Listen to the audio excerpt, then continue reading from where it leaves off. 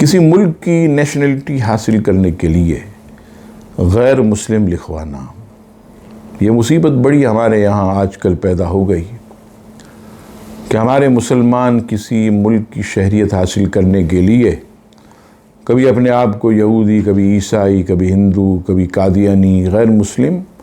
وہ لکھتے ہیں۔ تو کیا یہ جائز ہے اور اس کا شرعاً کیا حکم ہے؟ جواب سماعت فرمائیے کہ کوئی دنیاوی فائدہ مثلاً کسی ملک کی شہریت یا کاغذات حاصل کرنے کی غرض سے، نوکری حاصل کرنے کی غرض سے، گرین کارڈ حاصل کرنے کی غرض سے ایک مسلمان کا اپنے آپ کو ملحد، عیسائی، بد مذہب، کافر لکھنا، قادیانی لکھنا، خود کو غیر مسلم ظاہر کرنا سخت ناجائز و حرام اور کفر ہے،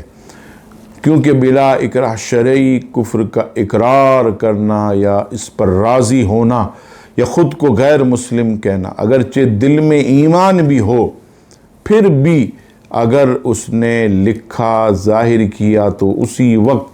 دائرہ اسلام سے خارج ہو جائے گا۔ ایسے شخص کو توبہ بھی کرنی ہوگی اور پھر دوبارہ تجدید ایمان بھی کرنا ہوگا، اور اگر نکاح والا ہے تو تجدید نکاح بھی اسے دوبارہ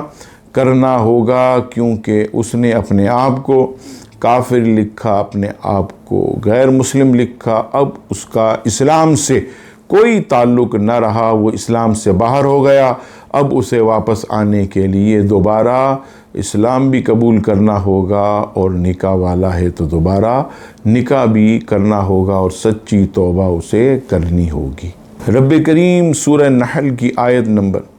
106 میں فرماتا ہے، ترجمہ: جو ایمان لانے کے بعد اللہ کے ساتھ کفر کرے سوائے اس آدمی کے جسے کفر پر مجبور کیا جائے اور اس کا دل ایمان پر جمع ہو، لیکن وہ جو دل کھول کر کافر ہوں ان پر اللہ کا غضب ہے اور ان کے لیے بڑا عذاب ہے۔